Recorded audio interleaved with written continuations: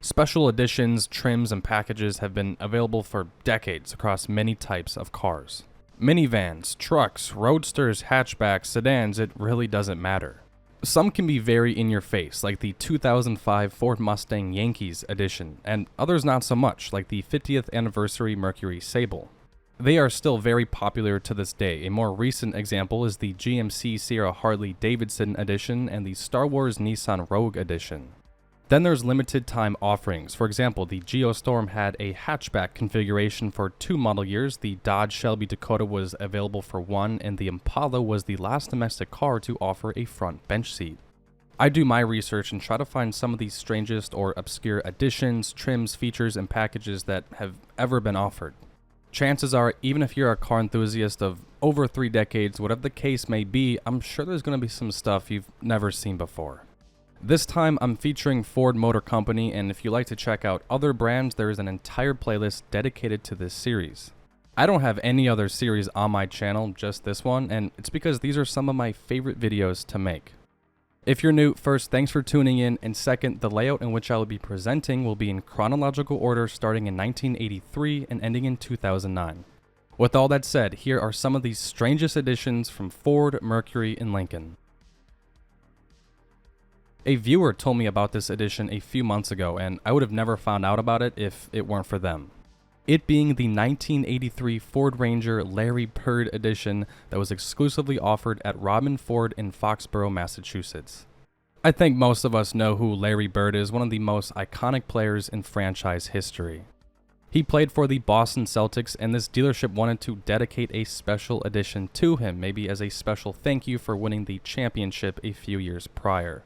This dealership and Larry have worked in the past before. There's an Escort commercial with Larry, and I have no idea how he was able to fit in that car. Trust me, I really dug around, and this is the only media I was able to find. It's got the deluxe 2-tone paint, upgraded wheels, and Ranger 33 decals on the bed. Because the grille is black, it tells me it's an XLS trim, and that explains those, I guess, sportier wheels or center caps, and that's all she wrote. Sometimes that's how it goes with these videos, and with that, on to the next entry, which is another truck. More specifically, the 1994 Ford F-150 Dallas Cowboys edition. This was a tribute to the Cowboys for winning Super Bowl 28 against the Bills, a time when Dallas was actually good.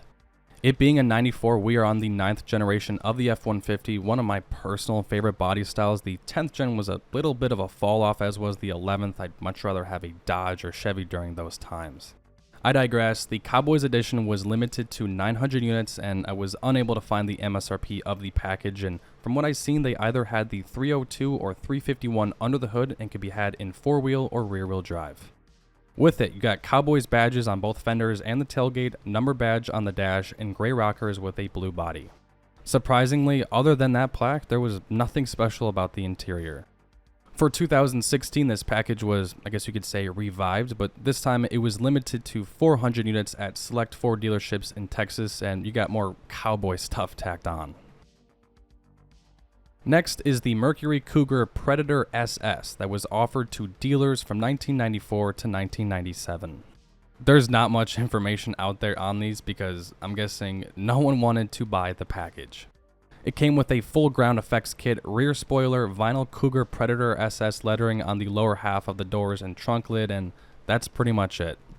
Now, I will say that these excessive body kits were trendy around this time. For example, the S10 Blazer Extreme, the Sonoma GT, Escort ZX2 SR, and a bunch of others. That wasn't the biggest problem with them, at least to me. I mean, nowadays it looks interesting, but it's the fact that these had no performance work done to them whatsoever. Under the hood was the same engine as all the other base Cougars. There was no supercharger slapped onto these, nor did they have the 4.6 V8. Aside from that, it's a 7th gen Mercury Cougar, shared its platform with the Thunderbird. They sold very well. I'm glad there was a performance variant offered, and that's all I have to say. Up next is a special edition for the Mercury Mystique of all cars, a rebadged Contour that was introduced 30 years ago, which is kind of crazy to think about. There were 2 trims for this car, either the base GS or more upscale LS, and our special edition was standard on the LS. It was offered the very first year these came out in 1995, it being the Young America edition. So, what does that even mean? We see a wave in the background of the advertisement. Well, it was a marketing tie with the Young America sailing team during the 1995 America's Cup. Now, if you're like me, you've never heard of the America's Cup, and I'm here to tell you it's the oldest international competition still operating in any sport. It's been around since the 1800s, and yeah, I've never heard of it. The idea was to have the mystique line up with the precision and speed of competitive sailing and appeal to a younger crowd. They came with a body-colored white grille, 15-inch white painted rims, unique badging, and the interior had blue and white leather seats with embroidered shark logos. Under the hood was the 2.5 Duratec V6, good for 170 horsepower, a 36% bump from base models, and standard came a 5-speed manual. That's literally all I can tell you. With such little information and pictures, I wouldn't be surprised if less than 100 were ever made. Our next obscure model or package is the Mercury Grand Marquis LSE. It was offered from 2001 to 2005 on one of the best platforms ever built, and around 11,000 of the 500,000 Marquis sold during that time had it, which translates to just a hair over 2%. The package was added to LS premium models, and the goal was to combine obviously luxury and also performance. When we think of performance Mercuries from the early 2000s, maybe the Cougar comes to mind, probably not, but rather the Marauder. Rightfully so, those things without a doubt will be future classics, but the Marquis LSE was still very cool. They came with air springs, heavy-duty shocks, rear sway bar, LSE badging, front bucket seats, center console with floor shifter, 16-inch snowflake wheels, and dual exhaust. Because it had a dual exhaust system, horsepower was bumped up 15 and torque was bumped up 10, totaling 235 horsepower and 275 pound-feet of torque. It's nothing crazy off the line, but they handled well and were comfortable. So if you're ever in the market for a Panther, these are a very nice option to look out for. Our next entry is more of a bonus on the same platform, it being the Lincoln Town Car Continental Edition. The Continental name got axed in 2002, and for 2010 and 2011, the name was brought back as a special edition for the Town Car on the shorter wheelbase. With it, you got 17-inch spoke polished wheels, which were available on other trims, and Continental embroidered seats and floor mats. That's it. In my opinion, it's kind of a lousy send-off to the Town Car name. I'm not too sure how much it costs, nor could I find how many sold. Our final entry is the 2008 to 2009 Ford Taurus X Eddie Bauer Edition. We're really going out with a bang with this one. Wagons were dying out come the early 2000s in the domestic market, and these essentially replaced the Taurus wagon. They were introduced as the Ford Freestyle back in 2005, and come 2008, all Fords were redesigned, and these were now renamed the Taurus X. They shared their platform with the 500, later renamed Taurus, and the Montego, later renamed Sable, and were crossovers.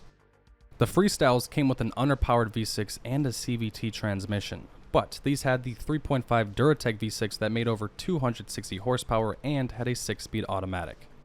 When I think Eddie Bauer, the Explorer is the first to come to mind, and also the Expedition, but never the Taurus X.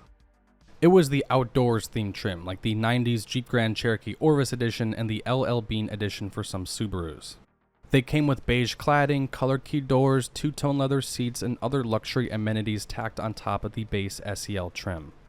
You could add the Eddie Bauer trim on top of the Limited, which was the best of the best if you wanted to be more outdoorsy. Most of these were front-wheel drive. They didn't come standard with all-wheel, but it could be added on. Probably one of the most forgettable cars from Ford during the 2000s. It hasn't even been that long, and I rarely come across these on the road.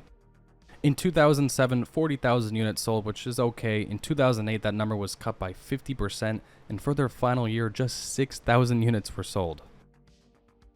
And there you have it, some of the most obscure additions, trims, models, packages, whatever you want to call it, from Ford, Mercury, and barely Lincoln.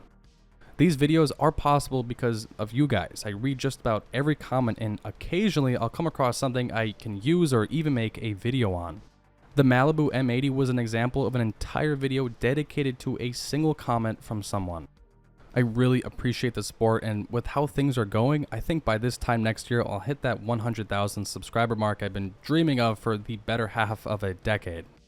Thank you all so much for watching, enjoy the rest of your week, and I'll try and see you all next week.